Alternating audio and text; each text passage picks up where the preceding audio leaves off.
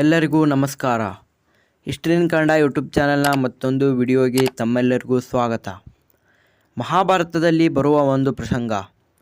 ಶ್ರೀಕೃಷ್ಣ ಪರಮಾತ್ಮನು ದ್ವಾರಕೆಯ ತನ್ನ ಅರಮನೆಯಲ್ಲಿ ನಿದ್ರೆಯ ನಟನೆ ಮಾಡುತ್ತಾ ಮಲಗಿರುತ್ತಾನೆ.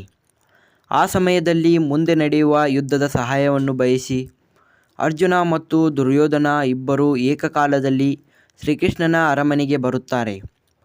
ಶ್ರೀಕೃಷ್ಣ ಮಲಗಿದ್ದು ಕಂಡು ದುರ್ಯೋಧನನು ತಾನು ಕುರುವಂಶದ ರಾಜಾಧಿರಾಜ, ಹೋಗಿ ಆ ಗೊಲ್ಲನ ಪಾದದ ಕೆಳಗೆ ಕುಳಿತುಕೊಳ್ಳುವುದು ಉಚಿತವಲ್ಲವೆಂದು ಭಗವಂತನ ತಲೆಯ ಹತ್ತಿರ ಇರುವ ಆಸನದಲ್ಲಿ ಕುಳಿತ.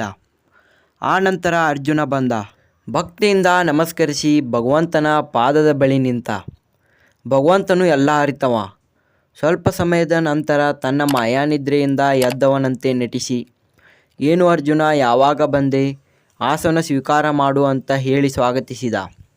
ಹಿಂದಿನಿಂದ ದುರ್ಯೋಧನ ಗುಡುಗಿದ. ಕೃಷ್ಣ, ನಾನು ಮೊದಲು ಬಂದವ, ನನಗೆ ಮೊದಲು ಗೌರವ ಅಂದ.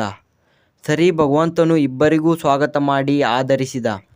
ಇಬ್ಬರು ಬಂದ ಉದ್ದೇಶ ತಿಳಿದುಕೊಂಡು ಆನಂತರ ಇಬ್ಬರಿಗೂ ಒಂದು ಮಾತು ಹೇಳಿದ.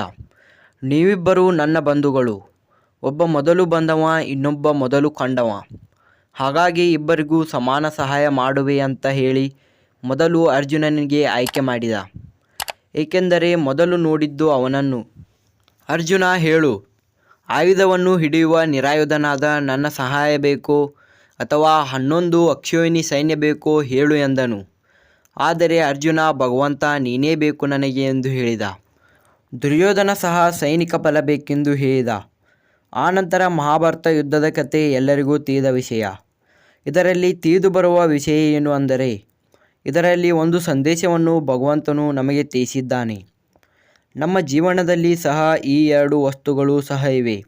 ಒಂದು ಭಗವಂತ, ಇನ್ನೊಂದು ಐಹಿಕ ವಿಷಯ ಸಾಮಗ್ರಿಗಳ ಸೈನ್ಯ.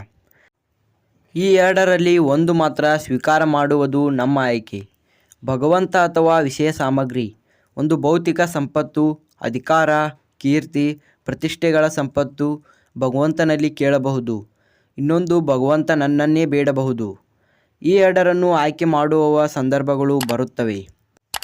ಇವೆರಡು ಬೇಡುವವನ ವ್ಯಕ್ತಿತ್ವವನ್ನು ಸೂಚಿಸುತ್ತದೆ. ಅರ್ಜುನನ ಹಾಗೆ ಭಗವಂತನನ್ನು ಬಯಸಿ ಕೀರ್ತಿಶಾಲಿ ಆಗುವುದು ಅಥವಾ ಸೈನ್ಯ ಸಂಪತ್ತು ಬಯಸಿದ ದುರ್ಯೋಧನನ ಹಾಗೆ ಲೌಕಿಕ ಆಮಿಷಗಳನ್ನು ಪೂರೈಸಲು ಬೇಡಿ, ನಂತರ ಹಾಳಾಗುವುದು. ಭಗವಂತನನ್ನು ಬಿಟ್ಟ ದುರ್ಯೋಧನನು ಒಂದು ಕಡೆ, ಭಗವಂತನ ಪಾದ ಹಿಡಿದ ಅರ್ಜುನ ಒಂದು ಕಡೆ. ಭಗವಂತನನ್ನು ನಂಬದವ ಕೆಟ್ಟವ.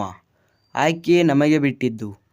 ಈ ವಿಡಿಯೋ ನಿಮಗೆ ಇಷ್ಟವಾದರೆ ನಮ್ಮ ಚಾನಲ್ನ ನೀವಿನ್ನೂ ಸಬ್ಸ್ಕ್ರೈಬ್ ಮಾಡಿಲ್ಲ ಅಂದರೆ ಸಬ್ಸ್ಕ್ರೈಬ್ ಮಾಡಿಕೊಳ್ಳಿ.